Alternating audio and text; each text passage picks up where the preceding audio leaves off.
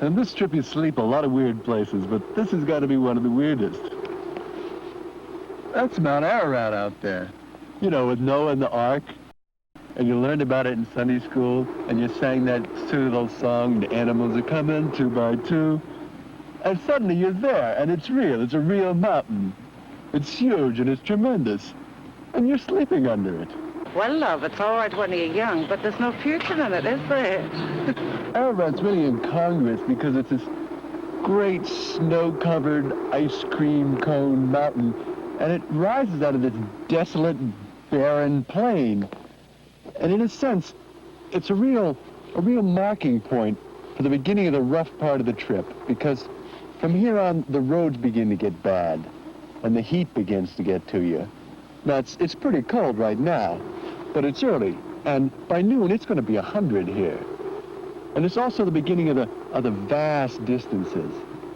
You want to know what I think? I think they're crazy. Where they're going, they'll be robbed, raped, beaten up, probably land in jail. For a short while, they'll wish they'd never left.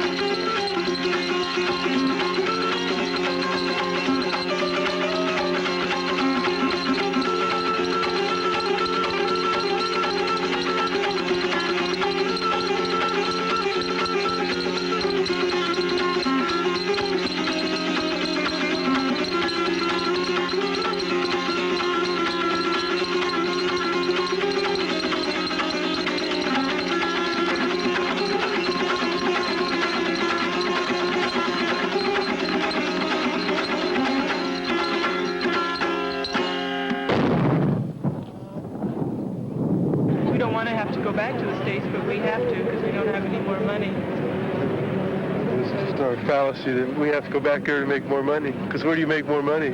The States, right? As soon as we do make money, we're going to split again. Because going back to the States is just really, I'll say, downer. Because it just brings us back into the war, I guess. People eating people, you know. We know we want to keep traveling because there's so much to see and there's so much to learn.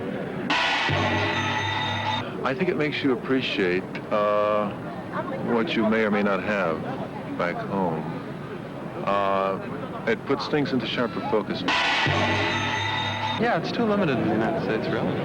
And there's so much. And yeah, you're exposed to so much. All of a sudden you say, hey, I'm hungry. I want some food. There's some food overseas. I don't know what kind it is, but I'm going to try it. And if you can get the bread together, I guess you do it.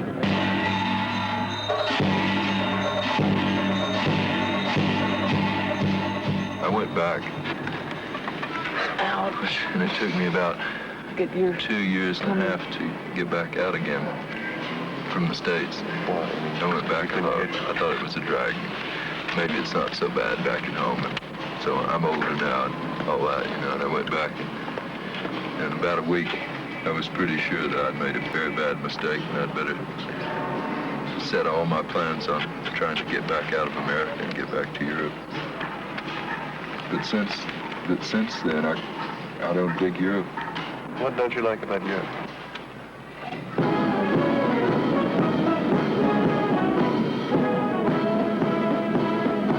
Where's my camera? It's probably hanging on your arm and you don't realize. You got it. No, I didn't have it. Whose camera do I have, Jenny? You got yours. You want a treat, Donovan? Wow. We'll be gone for about 61 days. And after we left the flight in Amsterdam, we were on our own until the 22nd of August when we meet them again in Amsterdam. We spent about, 3 days in Amsterdam, and we're here in London. I'm here until Monday, then I'm going on to France, and Shirley is staying here in London, and we're going to meet in Paris the night of the 3rd, the 11th, and hopefully I found a hotel by then, so I'll have someplace to sleep that night. After that, we'll be in Paris and in that area for about, is this what you want to know? How long you alive for? So Thursday. How long have you been here? Since Friday. Where do you go from here? Paris. And then?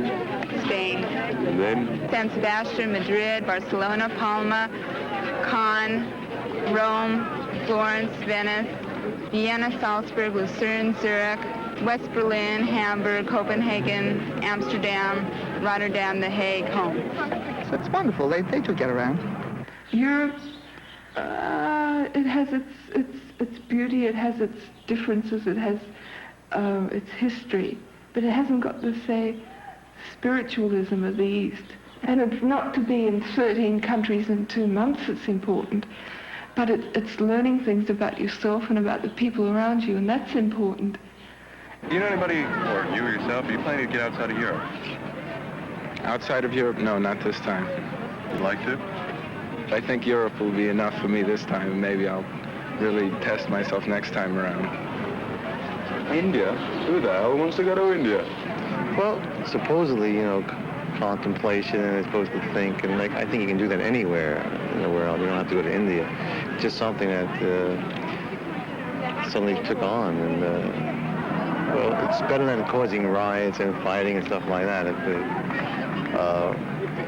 I don't know too much about it. I've never been to India.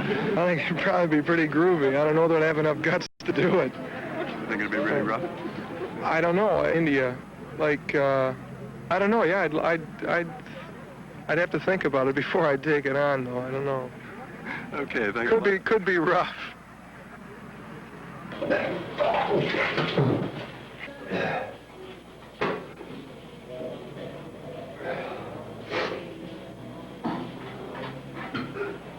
major diseases we see here are hepatitis, amoebiasis. Most of the intestinal worms, hook or roundworm disease, giardia, in fact, cholera, typhoid, paratyphoid, tuberculosis, pneumonias, and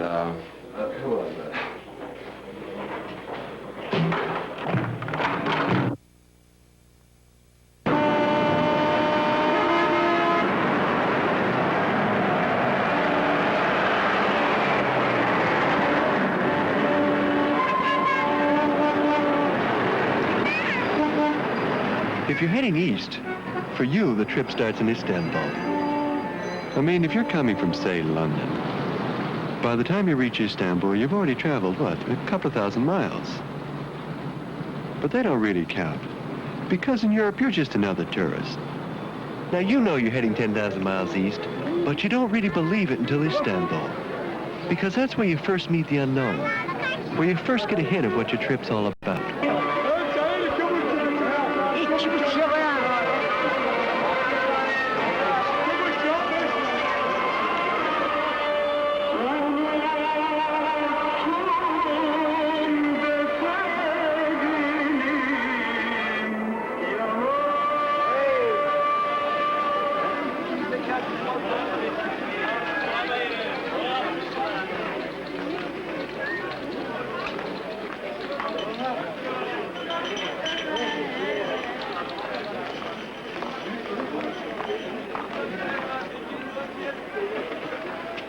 Oh, Istanbul. I know it's a cliche, but damn it, it really is the gateway to the East. But I think the thing about Istanbul is that when you're there, you're very aware that you're physically at the edge of Europe. Sure, it's exotic and strange, but it's still connected to Europe. And Europe you can handle. But once you cross that Bosphorus, you're in Asia. And that's a much bigger step than a 20-minute ferry ride. Most people who come to Istanbul just look across the water and then turn back. Istanbul's become a pretty popular spot for the more adventuresome European tourists. And each year there are more and more of them. But just walking around town, it's pretty easy to spot who's going to get a one-way ticket in that ferry and who's not. Because of this influx of tourists, a lot of camping areas have sprung up just outside the city. And during the summertime, these things are jammed with tents and caravans and children, laundry hung out to dry. But scattered here and there among this confusion, you can find a few people for whom Istanbul's only the beginning of their trip. Or what's better, you may meet your first overlanders, who've just returned from months or even years of traveling. Did you get into any real problems anywhere? We had this bad day when a bicyclist hit us, because David had a fever for a couple of days, and he was lying in the back, and I'd been driving down to Laura and Ajanta, and then we hit this bicyclist, and in the ensuing melee, we got the man to the hospital, and I got another doctor to have a look at David, who confirmed that he had typhoid, and the second doctor said he had typhoid, and we had to bribe off the man who had hit us, but said he'd go to the police and charge that we'd hit him. And then we said, well, can we stay here tonight in the hospital so that we can look after Dave? And they said no, because there's a mob getting up out to lynch you. You've got to get out of town straight away, and this was 10 o'clock at night, and the headlights wouldn't work. Do you think a trip like this also builds confidence in yourselves? Yes. Yeah. So we got together and we started on the trip, and it sort of gave me the sense that, you know, if I really wanted to do something, I could do it. Because I don't think that 12 months ago we'd ever believed that we could. Especially since I think, well, what we've met so far, it completely changed my ideas anyway. I think about our whole attitude has changed actually. We started off really as a holiday, but we found out this could be a way of life. We could really, you know, spend a long time living like this and seeing things. I'm sure that a lot of people think that the setting up doing this is really running away from a lot of things. I think that's it. You know, I think opposition from parents, they say, well, look, you've got to settle down, you've got to get a job. You know, when I was young, I wanted to travel, but everyone gets the job. You get your house and your car and you carry on. Yes. But I think we've realised through this trip that we don't have to. I mean, inside we felt it all the time. We don't have to be like this. That we've had to make the break, and now we know how to do it. There's a lot of people who are just travelling, and they're a fascinating group. For instance, we spent 7 weeks in India, which wasn't really long enough, but it was a good time to see quite a bit of the country. And you'd talk to some of these hitching travellers, and you'd say, oh, we spent 7 weeks in India. And they'd say, only that time? And they will go there for a year, and they would just spend a year traveling from place to place. They might spend 5 years going around the world. They're the real professional travelers. Well, a lot of people go to Istanbul and they turn back, go back to wherever they came from, and the others, they see it and completely overwhelmed by it and just go on. And, well, they're a different kind of people.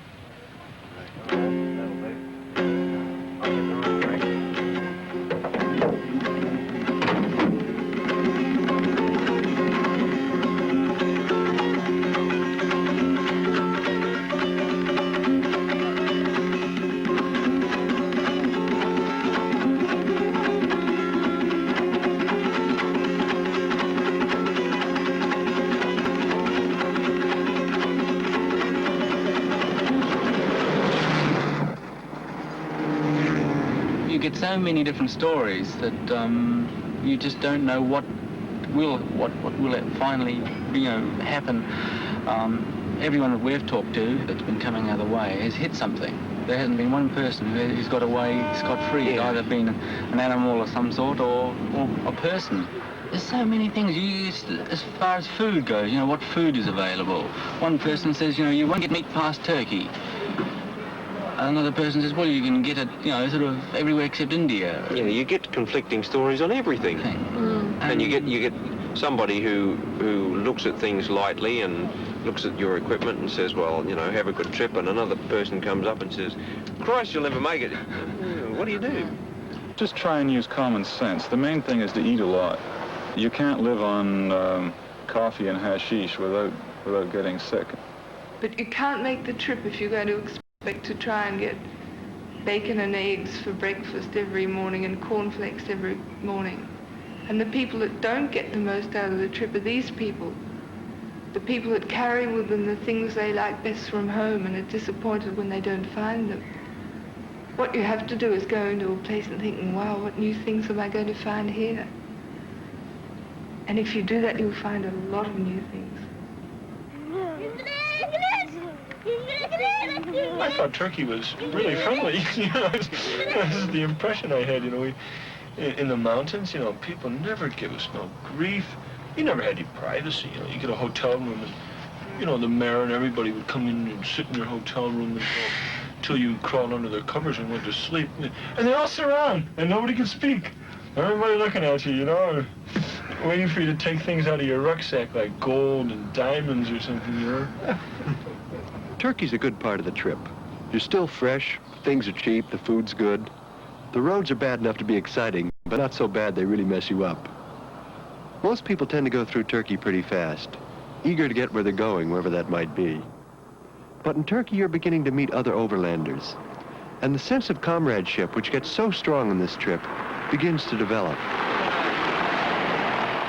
I was saying to Rob the other day, it's going to be rather good doing the trip again in a few years' time with all the right equipment and knowing exactly what to do. But then perhaps part of the sort of adventure of the thing is sort of lost by then, you know. I know we curse and swear and carry on when something happens, but it all went smoothly and beautifully.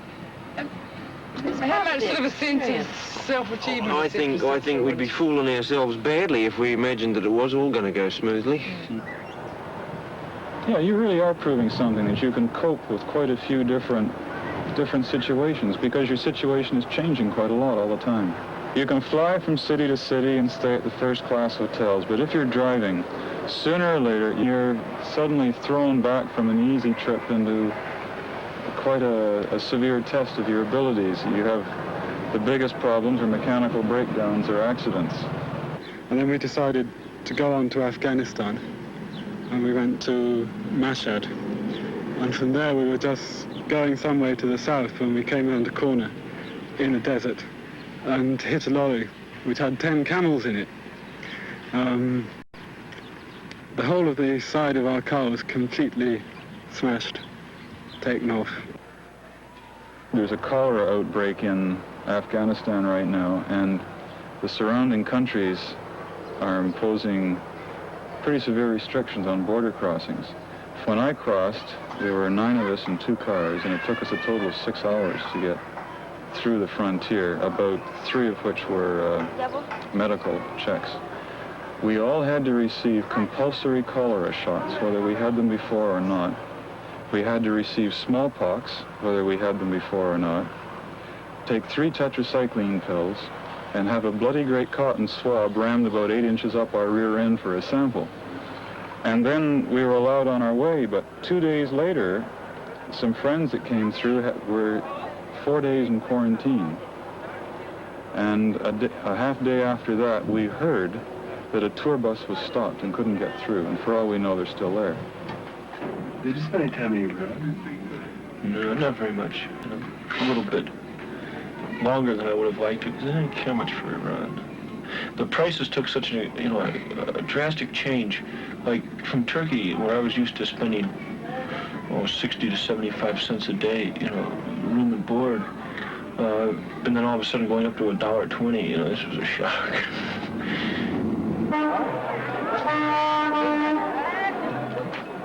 Tehran's too much like a Western city to have much appeal to most overlanders. Still, if you've got to get something done, this is about the last place you can do it. Somebody had told me you could take trains from Istanbul to India for $20. That's possible. Can you do it for 20? Sure, I did it for 23 all the way to Nepal. 23 from Istanbul? Yeah. To? Kathmandu.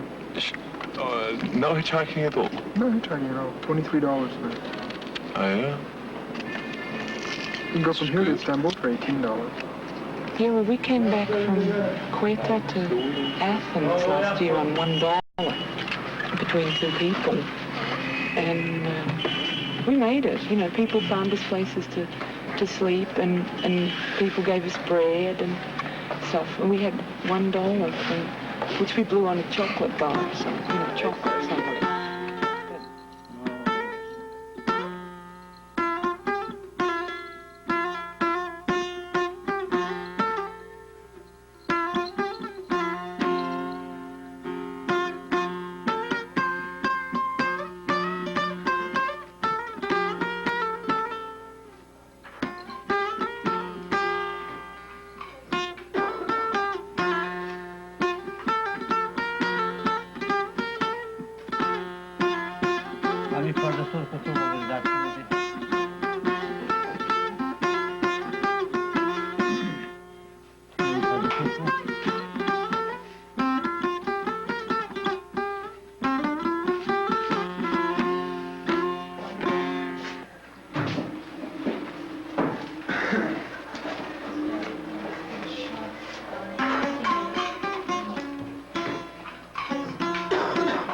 much they get for it?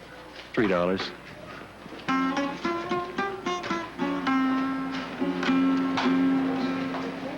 They got $3 yesterday, but they had to give twice as much.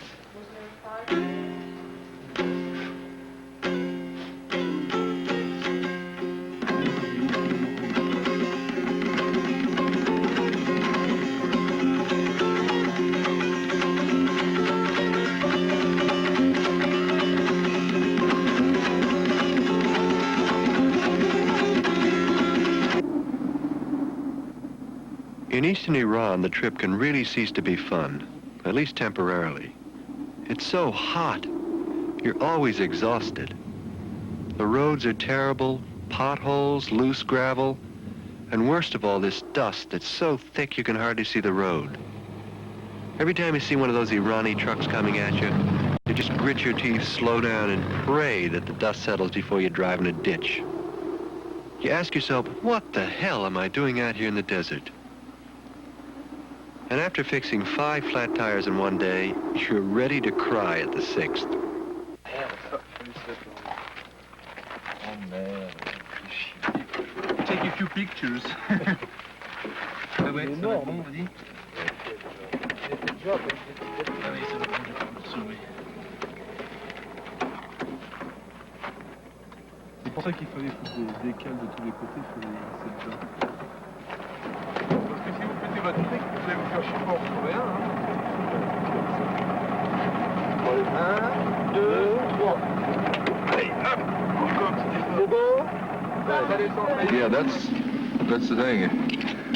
The car is very nice as long as it's functioning, but it's really an albatross. You can't go off and leave it. You've got too much money in it. And if it, all the way through, we had breakdown after breakdown in the electrical system before we finally figured out what it was and made it right.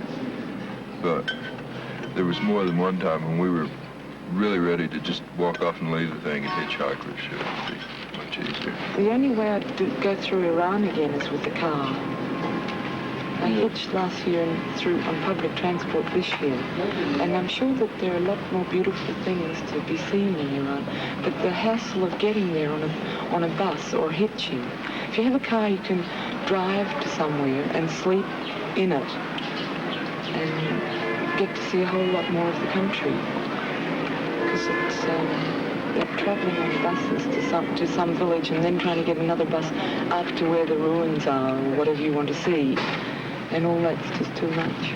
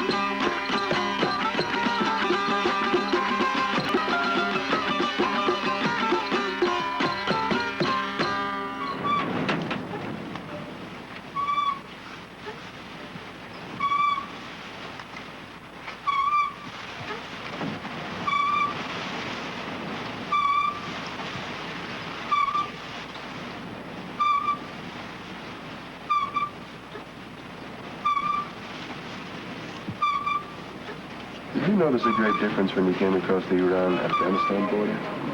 Oh, yes. God, it's like coming into a soft cloud. it was so nice and peaceful to cross that border, and just the land and everything just feels smooth. Once you're through Turkey and Iran and in Afghanistan, everything's all made it. Afghanistan has a greater appeal to overlanders than practically anywhere except Kathmandu, I think. And why do you think this is? Oh, it's primitive, man. You don't come out in this part of the world to see big cities, people with shirts and ties on, or television sets, no movies, I reckon you come out here to see gaudies, like, going yonder, and these little guys standing around with these baggy clothes on, and, but they come to see something that's different. It's not like the West, It doesn't matter, I don't reckon, if you can't get a beer, you can't see a movie, you can't take a hot shower. You didn't come for that to begin with. The first town you come to in Afghanistan is Herat, and it's a cultural shock. It's really like stepping into another era. It just hasn't changed much in 1,000 years. Sure, there are a few trucks around, but basically it's the way it must have been centuries ago. It's 3,000 miles from Istanbul, and most people tend to cover those 3,000 miles through Turkey and Iran pretty quickly. But there's something about Herat that makes you come to a dead halt here. It's just this dusty, hot, fly-blown desert trading town. It's built mostly of mud, with one wide main street. Looks a bit like one of those old Western movie towns. But that street's full of camels and horses and burros and donkeys and carriages and people. Men from the nomad tribes, long and lean, striding along with their camels, and these beautiful nomad women in long crimson dresses and loaded down with silver jewelry. And they don't wear any veils, whereas the town women are mysteriously covered from head to toe in these delicately pleated chadris, with this little window of lace in the front. Shifty-eyed merchants squatting in front of their shops, drinking tea and wheeling and dealing, haggling over the price of everything, and they sell everything. You can buy a new cinch strap for your camel, or a shiny new Japanese transistor radio smuggled across the border from Pakistan in the same store. There are blacksmiths and tinsmiths, goldsmiths and gunsmiths. You can buy wolf skins and sheepskins, melons, pomegranates, goat cheese, brass kettles, spices, carpets, dates. There are butchers sitting on the sidewalk behind piles of gruesome fly-covered sheep guts. Bakers baking great flat snowshoe-shaped loaves of unleavened bread. There's a camel market, a sheep market, tea shops, kebab shops where they cook this skewered goat meat and fat right in the sidewalk.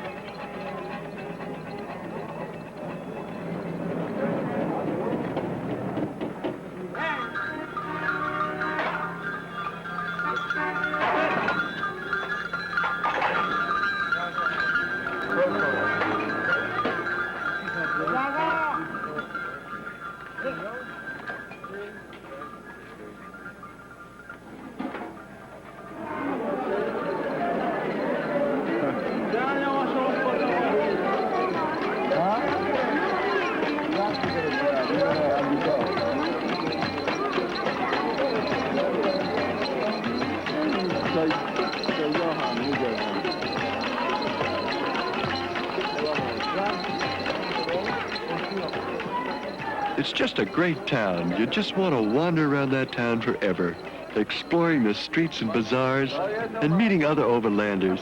We're getting the same vibrations and seem to be as glad to be there as you are.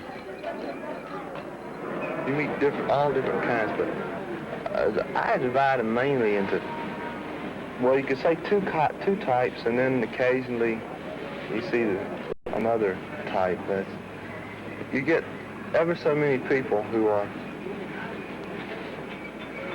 just regular people, just, you know, just like you and I, except that maybe they live in England. Most of them, you know, they live in England or they live somewhere in Western Europe, and they're immigrating to Australia, you know. And aside from the fact that they're on the road, you know, you have nothing really to say about them. But the other type, the professional, if you might say, you know, I don't care for the greater part of them. They're people who've been turned off by something, you know. They're Americans or British mostly, who and a lot of French this year, a lot of French, who come here and tell us what a great place Afghanistan is, you know. Not knowing really what they mean, only that it's not France, which they don't like, Germany, which they don't like, England, which they don't like, you know, the States.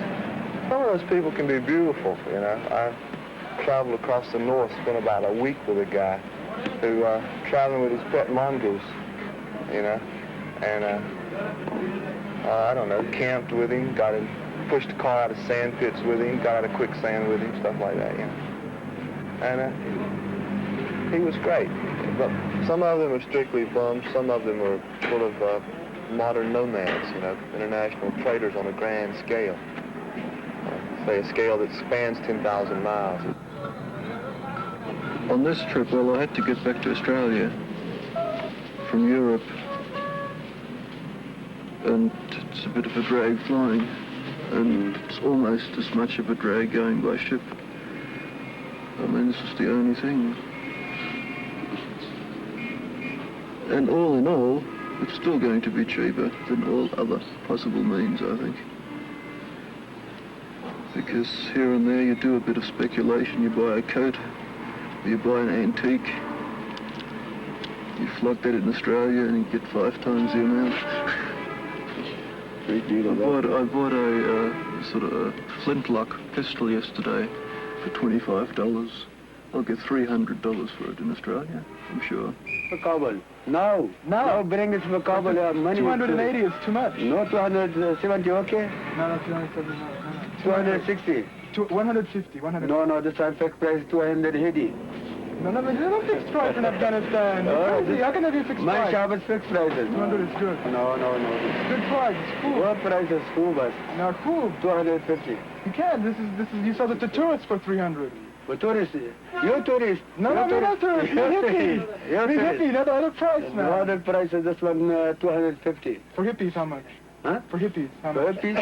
Bakshish. Bakshish? Yes, this is bakshish. This is bakshish? No money, yes. Oh, it's very good. I keep it. There are some wonderful things to buy. Rings and beads and baubles and bangles. Buy coats and shirts. Things to wear, things to play with. Presents for everybody. Or you can make some sagacious investments in a rug or an antique. You can take it back to wherever you came from and sell it at a ridiculous profit. And that way you can pay for the trip, or you can pay for the next trip. But everything's got to be bargained for. There's no fixed price. So you throw yourself into it, shouting, gesticulating, whining, walking out. It's all expected, both sides enjoy it, and a good performance is appreciated by the onlookers. Well, what I started to say, that I think there are overlanders or a family in the sense that a great many of them have met before, you know. Even guys some are going east and some are going west, and they turn around, they go the other way, they pass across again. It's like old home week, you know. Everybody gets together, you know, blow a little together, drink a little together, you know, something like that. Sit around, talk, have a good time. Everybody's always willing to help and share on the route. That's what I like about it. You know, that's why I think it's a good life, because People will always tell you where the cheapest place to stay is, where the best meals are, where you can get your visas, where you can get medical care, you know. Who's going which way for a price, you know, how much the price is, who's got the cheapest price going there, where the best bus fares are, where the best train fares are, how you can make a connection if you're not traveling by private vehicle so that you can get to Istanbul in a week maybe, you know, or you want to take a certain route, just find somebody and they'll know and they'll tell you, you know. And people are so willing to share, you know, practically willing to give you the proverbial shirt off their backs, should it come to that.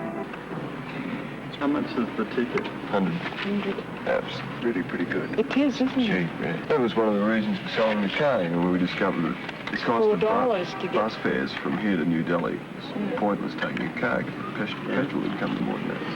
Yeah, and the trains in India, cheap. The trains too, the cheapest too. Almost nothing. Well, from Herat to Peshawar is $4. Per bus. Yeah, by public transport.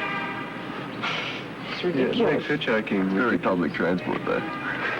Oh no, it's quite luxurious. The buses from Herat to Kandahar and from Kandahar to Kabul. Yeah, sure. They had bouncy seats. And it was a big coach, not one of those wooden ones.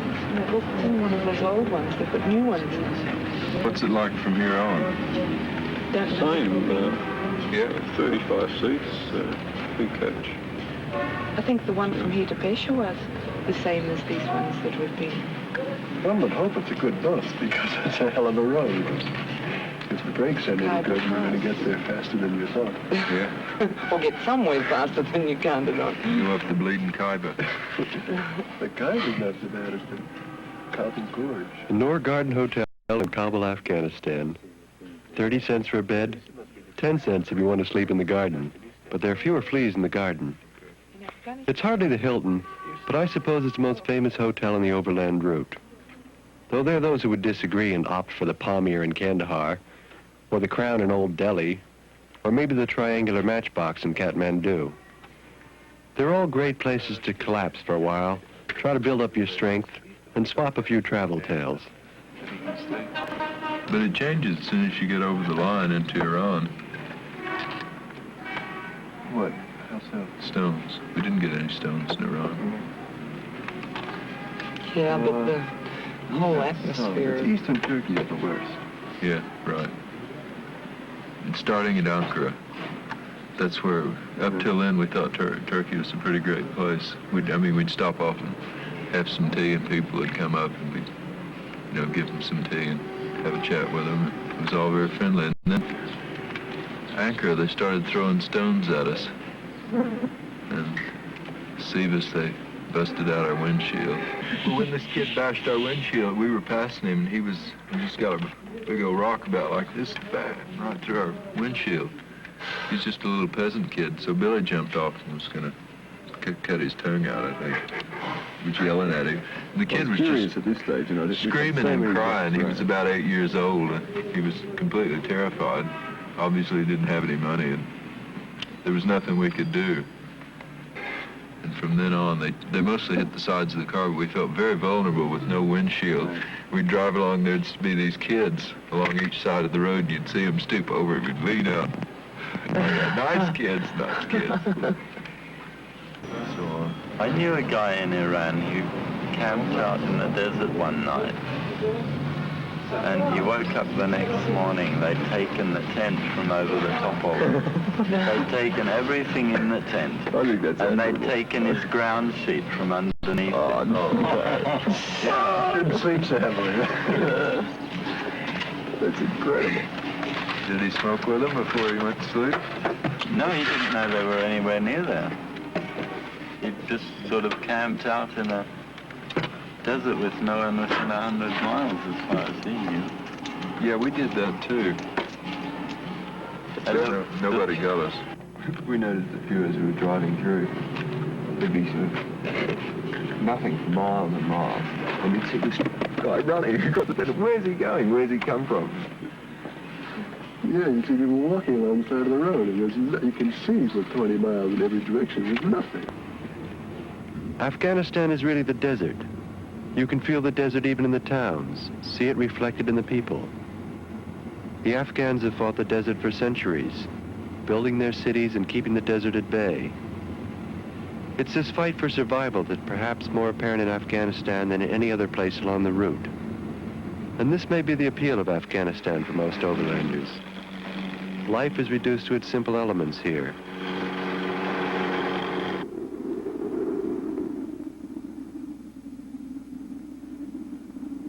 And so is death. Yet somehow there's an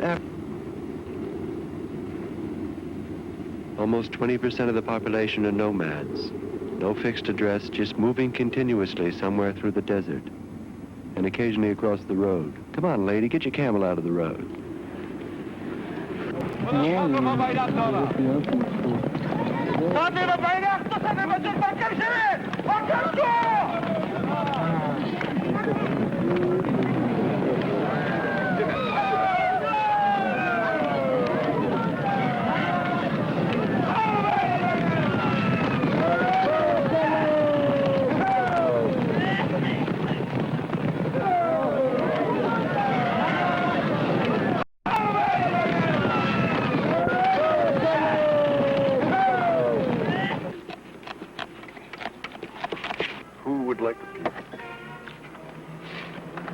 There's something very special about the Noor. Maybe it's the garden, maybe it's the dope. Probably it's the clientele. But there are really some beautiful vibrations around this table. Nobody's uptight. People drift in and out, heading east, heading west. Doesn't matter if you're French or English or American or anything else.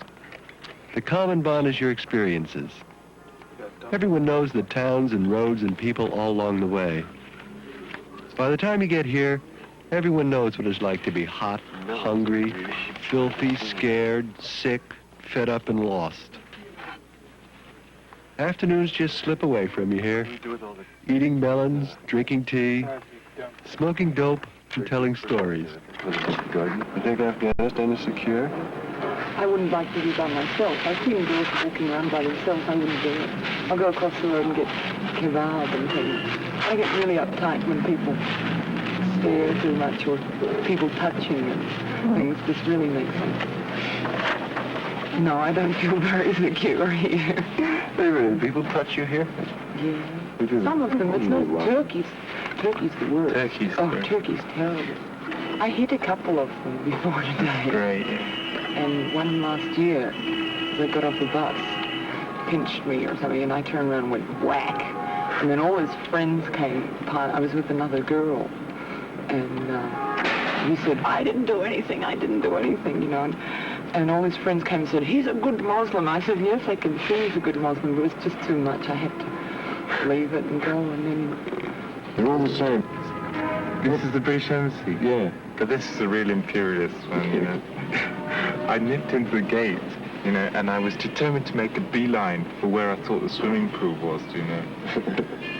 And about three of these Gurkha guys dragged me back in the end. It was a real drag. But I know that there's a big canteen, and there's English goods sold, yeah? And there's a swimming pool. I was only interested in the swimming pool.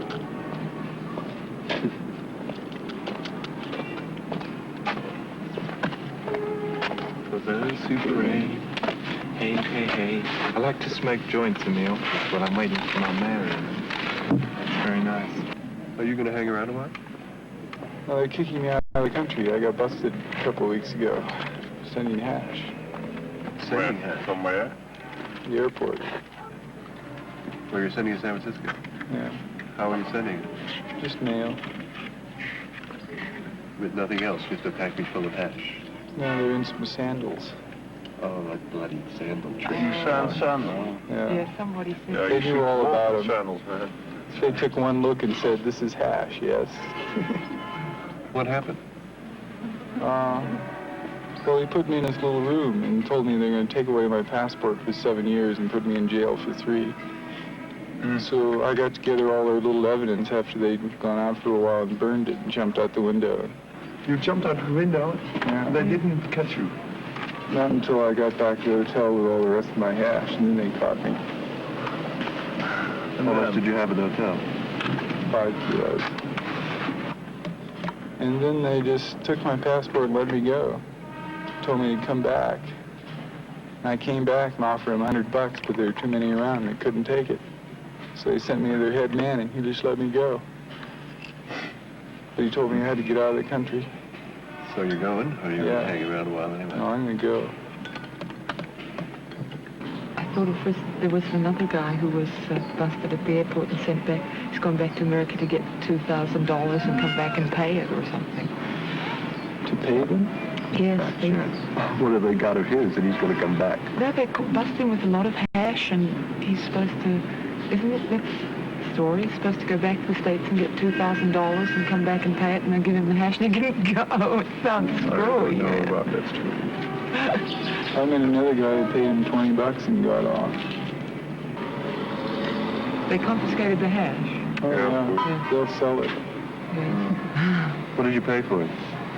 $20 a kilo.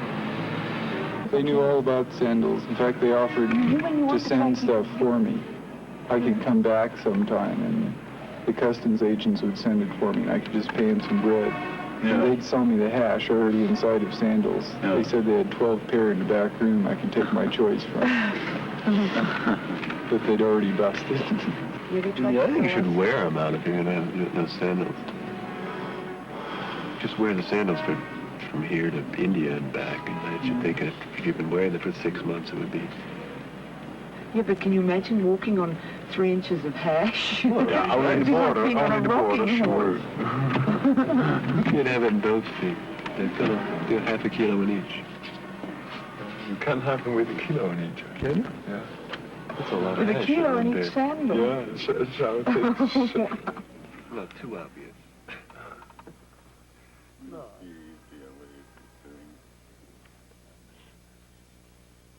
Well, here in Kabul we have, I'd say, 4 or 5 different sorts of overlanders. We call them WTs here, for world travelers. Perhaps when I look at the WTs, I see a rather much larger hippie element than actually exists, because it's the hippies who get into trouble with their propensity for drugs, for running out of money, for simply not planning their trip so that they have enough money when they start it to get them back to the United States. Many of them operate on having friends in the States who they've loaned money to in the past, or an indulgent parent who hopes that something's going to turn out all right from this trip, to send them money at various post offices or embassies along the line. And this works fine until, of course, the day that the man arrives and the check isn't there. So then we see them. Generally, they'll come through Afghanistan, I suppose, spend 2 weeks to a month here, and then go down over the edge through the Khyber Pass down to Pakistan and India. And this sort of, seeing too much of this is a bad thing, I think, for a consular officer, because I think the spirit of wanderlust begins to grab you, and you wish you didn't have to sit behind the counter simply handing people mail or going down to the police and extracting them from the scrapes. It'd be really nice if one could have maybe a summer off for oneself and hit the road.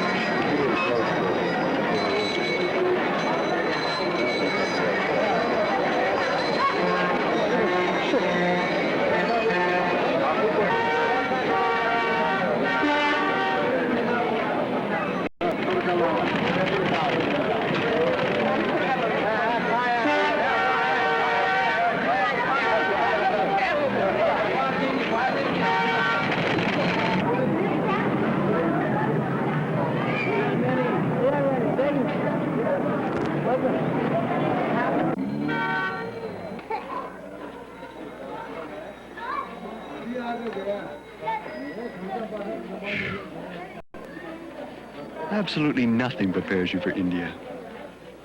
After the peace of the desert, Getting to India is like being dropped into a whirlpool, a noisy kaleidoscope. You feel battered and react violently, either loving the clamor or hating it. There's so many people and so much noise. It's impossible to be alone, and finding yourself surrounded by 50 or even 100 curious people isn't unusual. It's just an incredible country. Suddenly you get to India and people are running around. It really hit me, and about the third day here I nearly got crazy and I was going to leave. And something stopped me. I went for a walk in the town. I suddenly noticed all the colors. And the colors in Benares. The reds, the golds, the blues, and the ribbons, the saris, and the powders they used to put on their head, the tikas, the bangles, and the sounds of the temple bells, like that bell now, or even the Indian music coming from the radios. Suddenly it becomes a very rich city, and all the time there's sort of vibrations of this incredibly busy city, but incredibly religious city, and a city where even in the ugliest, dirtiest place you can find something that is a different world to you. You really don't have to do anything. You can just sit there all day and 1,000 things will happen to you before your eyes.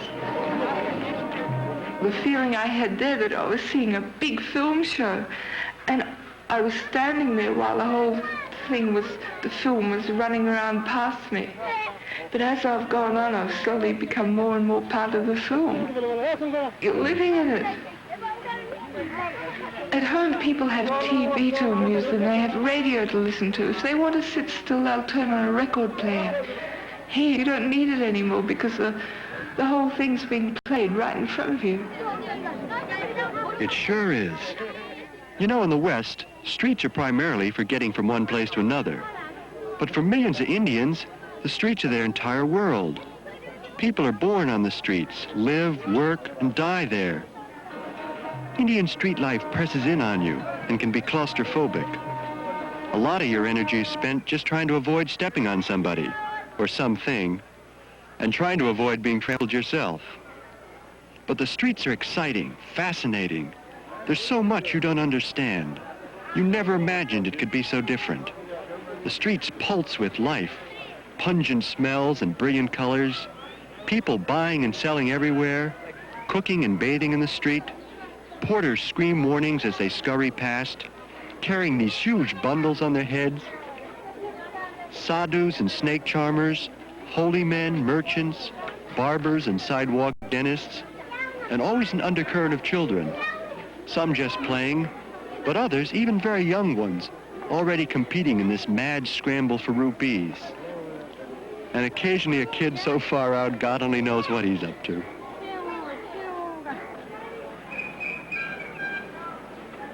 And since it's India, always the unexpected, the incomprehensible, the wonder of it all.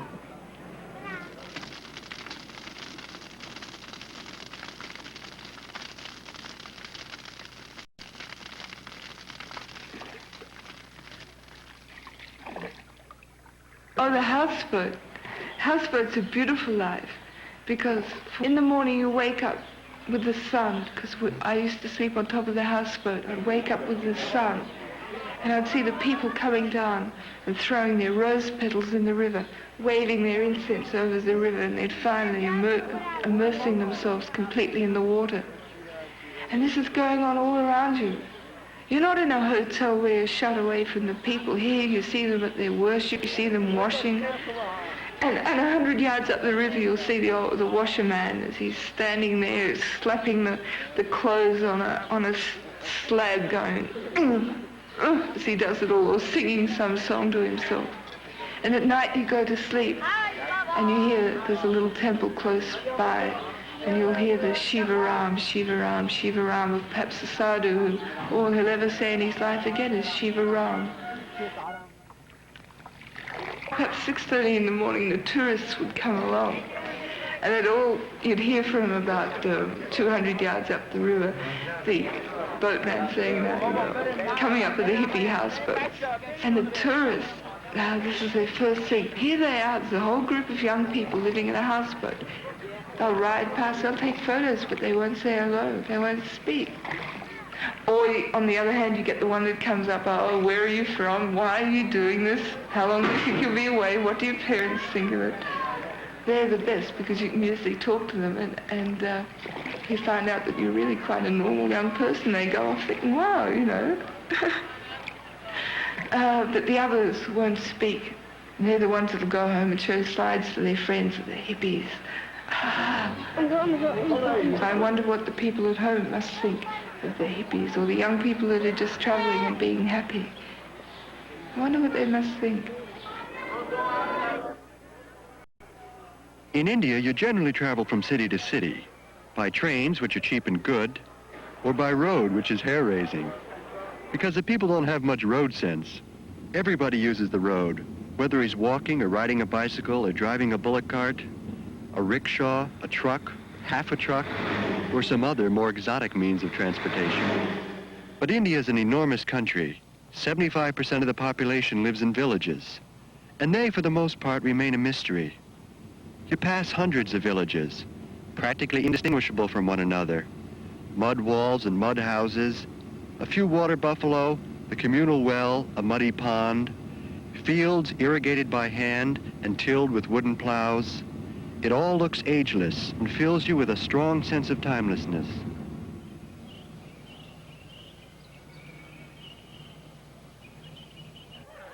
It's beautiful just to be able to converse a little with the people. It makes them very happy.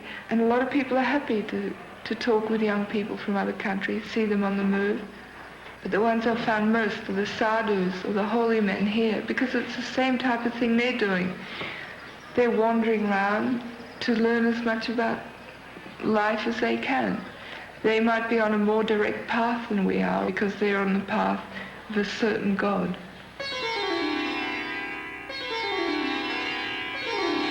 But we're on the path of well, perhaps an even bigger God because we're searching for ourselves.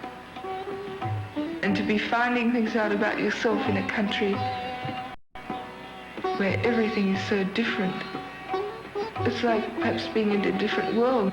All of a sudden you're finding out things about yourself you didn't know. And it makes it even more beautiful that such a thing's happened to you in a land of mystery, a land of beauty.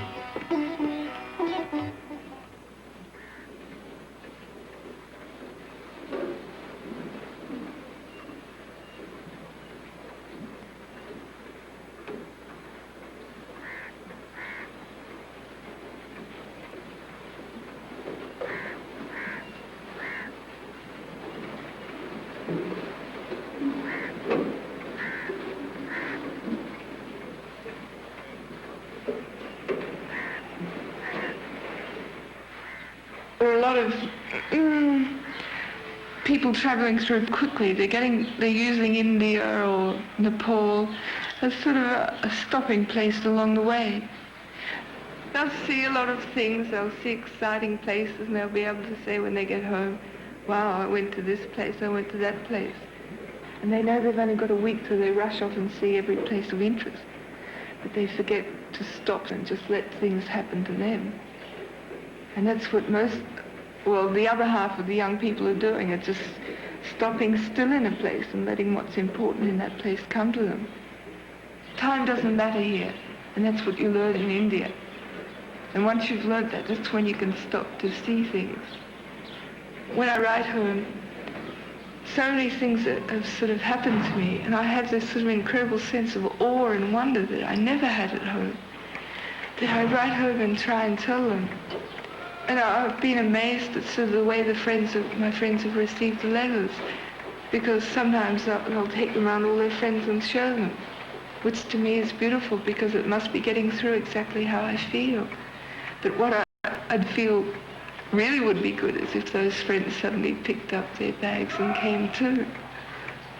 But it's very hard for people to pick up their roots and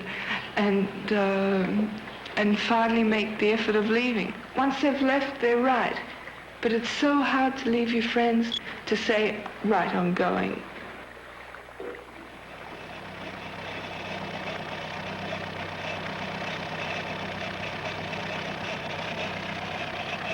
Sooner or later, everybody goes to Kathmandu in Nepal. Kathmandu's in a valley, and to get there, you have to go over the mountains on this amazing road. If you haven't got your own vehicle, the usual method of getting there is in the back of one of these trucks, which can take anywhere from 12 hours to 3 days, depending on how good you are at picking trucks. But even crowded amidst a couple of dozen Nepalis, in a truck that crawls along and breaks down every few miles, it's a wonderful ride. And you may just be lucky enough to arrive at the top in time to watch the sun rise over Mount Everest.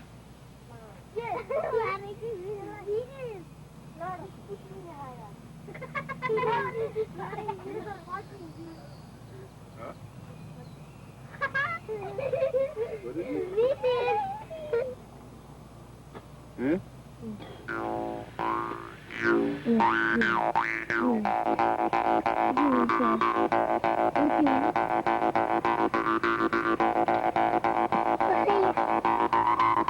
You watch, yeah? Yes. Show me how you're going to do it. Show me. Look at me. Show me.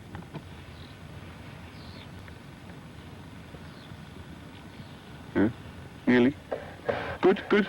Go on. Do it more. Do it. Go on.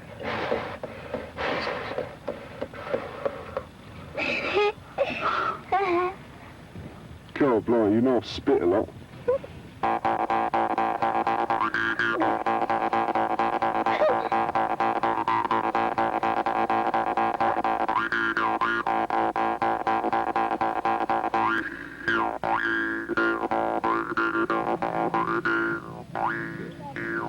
Do you keep running into people you've met in various other places along the way? Yeah.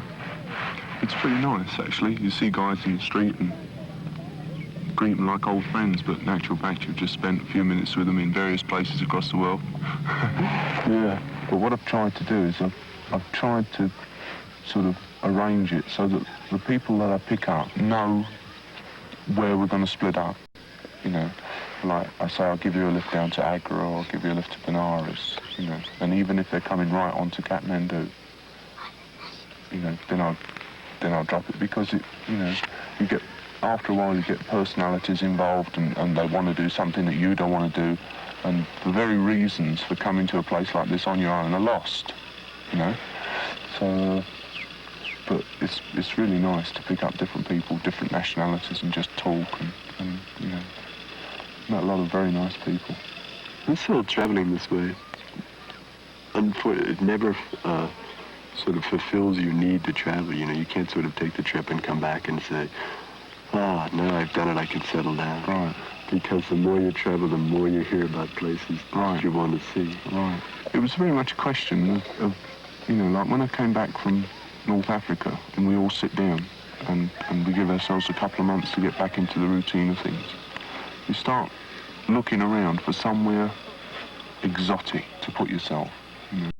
And Nepal, you know, when someone mentioned, why don't you go to Nepal? I thought, well, you know, that sounds all right. That just sounds what I need, you know. And it's like you say, you know, the more you travel, the more you get turned on to different places.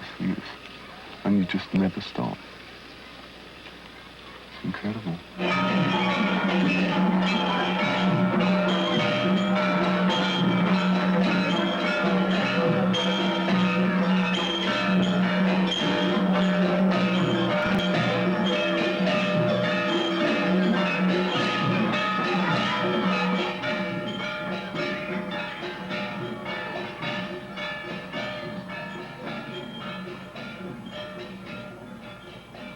Ever since Istanbul, you've met people returning from Nepal, and from the way they talked about it, you knew it had to be something special. But it's even better than you'd ever imagined. It's easy to feel you've really found it here. Mountains and fields, and sun and flowers in the wind.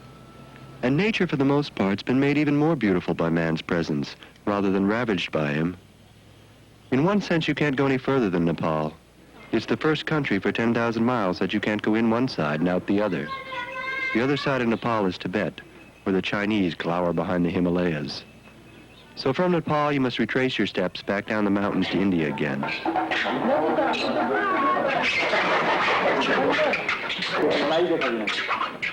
But you don't have to go yet. When I first came to Kathmandu, I saw the carved buildings, the very old temples, the carved gods, the big stone Shivas, the monkey temple. And suddenly, this is a place where it wasn't the monkey temple that was important, but perhaps the clouds that were floating around the monkey temple, or the sun shining on the gold top of the spire.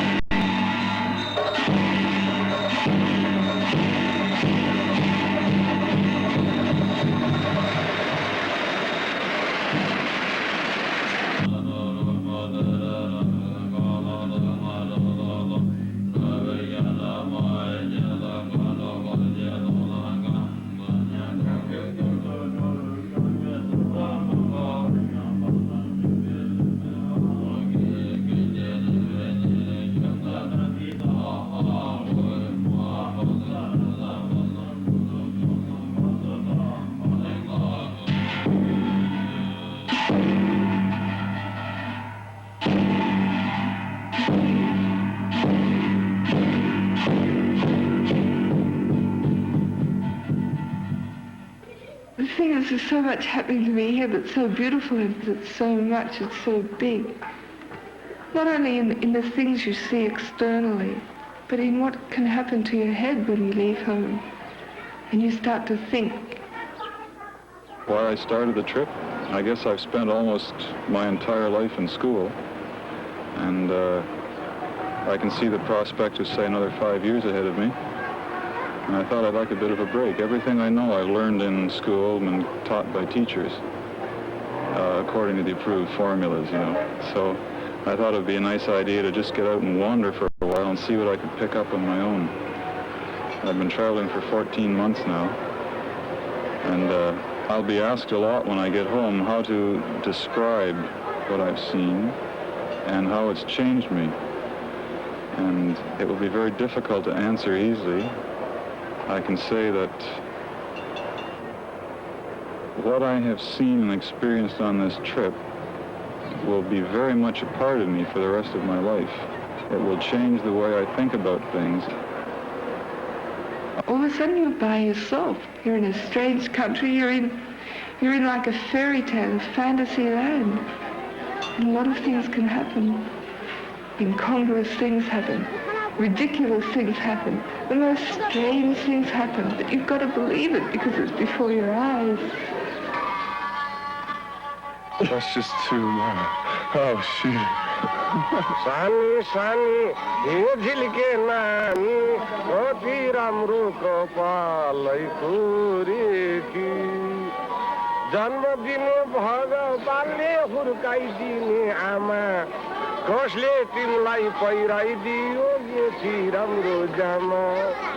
Tosme Dadu Hilike Milke Juli Bhimo Koi Kurni.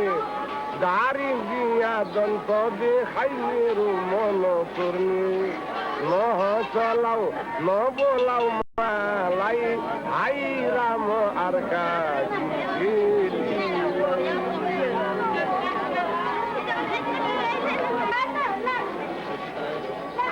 Okay, I'll have you know that I put on my only other pair of underwear today. Washed in the sacred water of the Ganges, I wouldn't be embarrassed. Okay, stand on your left leg. That's good. Now gently here. Oh dear. Oh! Wow. There are a lot of... like that. There are a lot of places to meet your friends around here, but this thing's one of the more bizarre. Everybody comes here to get their gamma globulin shot because they're scared to death of hepatitis.